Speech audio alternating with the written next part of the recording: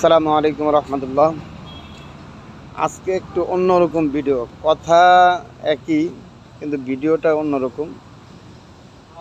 আল্লাহ পাক রব্বুল আলামিনের লাখো কোটি শুকরিয়া যে আল্লাহ পাক রব্বুল আলামিন আমাকে, আপনাকে, আমাদের সকলকেই সুস্থ রেখেছেন। আসলে ভিডিওটা করার মূল উদ্দেশ্য হচ্ছে গতকালকের নির্বাচন, ডাকসু নির্বাচন, আগামীকালকের জাহাঙ্গীরনগর ইউনিভার্সিটির নির্বাচন, দুটা সমন্বয় কথা কিছু বলবো। সেটা হচ্ছে এই যে গতকালকে ডাকসু নির্বাচনে যখনই নির্বাচনের আনাগোনা শুরু হয়েছে তখন থেকেই বাংলাদেশ ইসলামী ছাত্র শিবির যে প্যানেলটা ছিল সেই প্যানেলটাকে রাজাকার ছাড়া কোনো কথা বলা হয়নি। সেই প্যানেলটাকে পাকিস্তানি বানানো হয়েছে। তবে আজকে সালাউদ্দিন সাহেবের একটা কথা আমার ভালো লাগলো। উনি বলেছেন যে আসলে এখানে ছাত্র শিবির কোনো নির্বাচন করে নাই, এখানে ছাত্ররা নির্বাচন করেছে। হ্যাঁ, কথাটা সুন্দর, ভালো লেগেছে। অনেকদিন পরে হলেও সে একটা ভালো কথা বলেছে, এর জন্য তাকে ধন্যবাদ জানাই। আগামীকালকে জাহাঙ্গীরনগর ইউনিভার্সিটিতে নির্বাচন, আশা করি সেখানেও আল্লাহর রহমতে বাংলাদেশ ইসলামী ছাত্র শিবিরের প্যানেল জয়ী হবেন। আশানুরূপভাবেই তারাও কাজ করছেন নির্বাচনী। বিষয়টা হলো, আবিদ ছাত্রদলের ভিপি প্রার্থী ছিলেন, ওনার একটা কথা খুব ভালো লেগেছে যে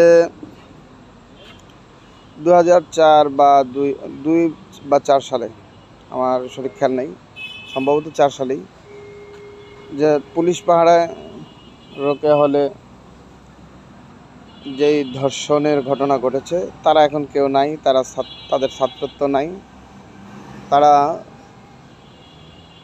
চলে গেছে, কেউ মারা গেছে। সব মিলে সেই পিছনের কথাটা তোলা আদৌ যুক্তিগত নাই। ঠিক সেম কথাটাই আমি বলছি। 53-54 বছর আগে স্বাধীনতা যুদ্ধে যুদ্ধ অপরাধী বা অন্যান্য যে অপরাধী করা হয়েছে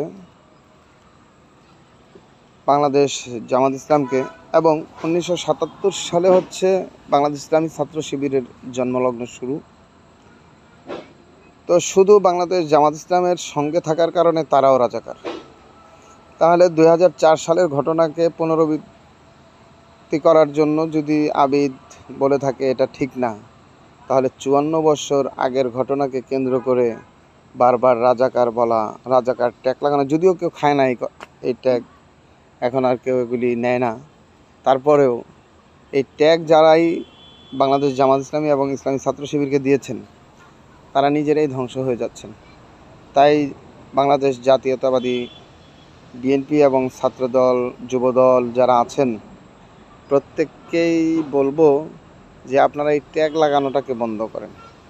ট্যাগ না লাগিয়ে আপনারা আপনাদের ভালো ভালো কাজগুলি সমাজের সামনে উন্মোচন করেন, মানুষের সামনে উন্মোচন করেন।